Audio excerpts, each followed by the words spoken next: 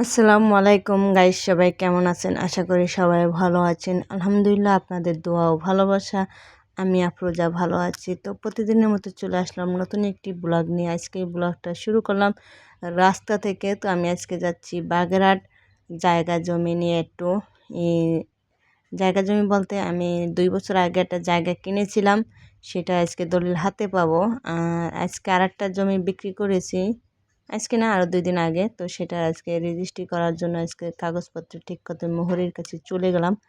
আর যখন আমি কোর্টে গেছিলাম জায়গা জমির ব্যাপারে, যে কোর্ট আছে আলাদা, যে জজ সাহেব বসে, সে আমার কাছে অনেক প্রশ্ন করছিল। তো আমি প্রথম ভয় পেয়ে গেছিলাম। সর্বপ্রথম আমি গেছি ওই কোর্টে, আগে কখনো আমি যাই নাই, নার্ভাস হয়ে গেছি।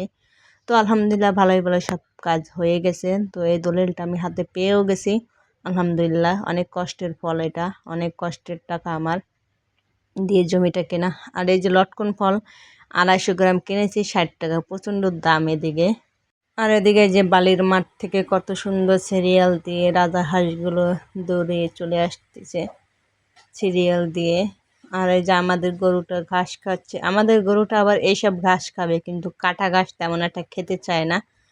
আর এদিকে আমার বোনের নাতিটা কী করতেছে, আমার লাকেসের ভিতর ঢুকে কত সুন্দর কাপড় চোপড় মানে এই করতেছে, আলমারির চাল করতেছে বসে বসে। আমার এর ভিতরে একটা বোরকা ছিল, সে বোরকাটা বড় হয়ে যায়, কাটানোর জন্য বের করছিলাম। কত সুন্দর সে বসে আছে, কত শান্তিতে। হুম। আর এদিকে গাছ থেকে ছবেদা পাড়া হচ্ছে। তো প্রত্যেক দিন ঘুম থেকে উঠেই দেখি সকালবেলা যে পাখিতে ছবেদা খেয়ে খেয়ে নিচে ফালাই দিচ্ছে। তো পাখিতে তো খাবেই, পাখির খাবারই তো ওই ফল ফাকড়া, তাছাড়া পাখিতে কী আর খাবে। ওরাও খাক, আমরাও খাই। তো এদিকে গাছ থেকে সবেদা পাড়তাছি। তো গাছের মাথায় মাথায় চিকুন চিকুন ডালের সবেদা হয়েছে, ওগুলো তো আর পারা যাচ্ছে না। যেগুলো হাতের লাগালে পাওয়া যাচ্ছে সেগুলো পাড়তাছি। আর এদিকে এই সবেদা পাড়তে যেয়ে এই যে ডালটায় ভেঙে গেছিলো। তো এই সবেদাগুলোর সাইজগুলো কিন্তু ছোট ছোট, কিন্তু বতি হয়ে গেছে সবেদা।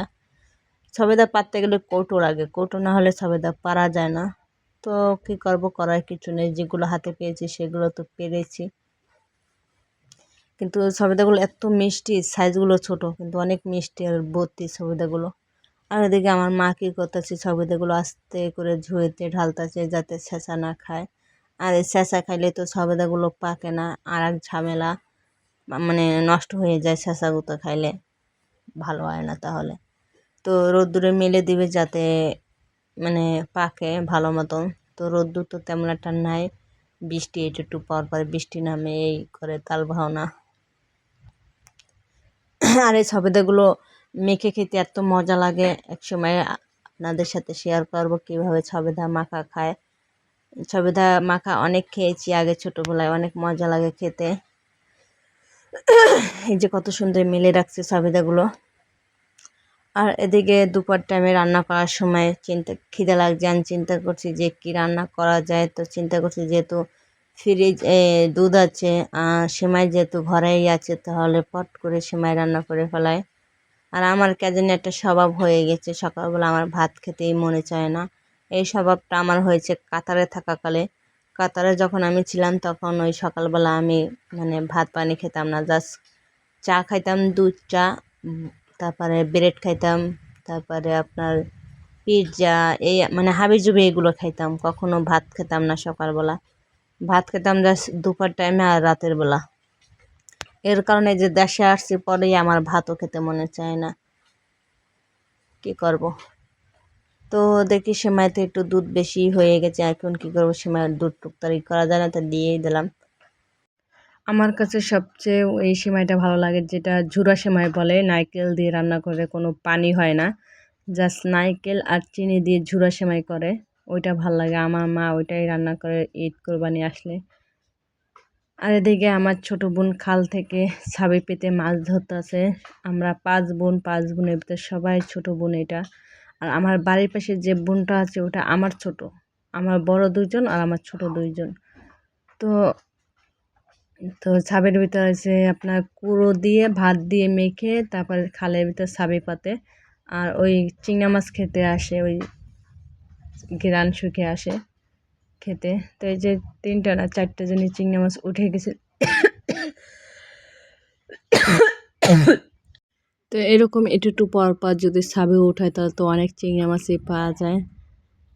এদিকে আমার ছোট বোনের 2 ছেলে, মানে আমার বাড়ির পাশে যে বোনটা ওর ছেলে এটা, ওর হচ্ছে 2টা ছেলে, আর অন্য বাড়ির 2টা ছেলে, এই 4 জনে মিলে গাছ থেকে লাফ দিয়ে পানিতে পড়তেছে লাফাই লাফাই। একটু ভয় ডর কিচ্ছু নাই, ডাক লইলেও শোনে না, মানে ঘাফাইলেও এগুলো শোনে না। বলছি যেখান থেকে লাফাইস না, একটা বিপদ আইতে সময় লাগে না, শোনে কেডা, তা সেই বিপদটাই হয়ে গেছে। যখন লাফ দিয়ে পড়ছে তো ওই নিচে যে খেজুর গাছ, ওই খেজুর গাছের মানে লাফানোর পর, এগুলো লাফানোর আগে না, লাফানোর পর এগুলো গোসল করছে অনেক সময়। তারপর মানে খেজুর গাছের ওই পায়ে আপনার ঢুকে গেছে, মানে শাল ঢুকে গেছে, বড় বড় 2টা শাল, আর নখ কতখানি উঠে গেছে। তো পরে লাস্টে হসপিটালে যাইয়ে সে অবাস করে সে শাল বাইর করা লাগছে, বড় বড় শাল, আর পান নখটাই উঠে ফেলাইছে, এমন একটা অবস্থা হয়েছে। যেটাই ভয় পেয়েছি সেটাই হয়েছে লাস্ট পর্যায়ে। একটু যদি কথা শুনতো তাহলে হয়তো, কথাই শোনে না এগুলো। তো এখন ঘরে বসে আছে, পরে ভিডিওতে দেখাবো কিভাবে পাও কেটে গেছে। আর এদিকে আমার আব্বা কি করছে, ঘাস কেটে আনেছে গরুর জন্য। আর এই ঘাস এই গরুতে খেতে চায় না, এত সুন্দর ঘাসগুলো হয়েছে, মনে হয় নিজেরাই মানে কুচে ভাজি করে খাওয়া যায় এমন একটা অবস্থা, এত সুন্দর ঘাস, তাই খেতে চায় না।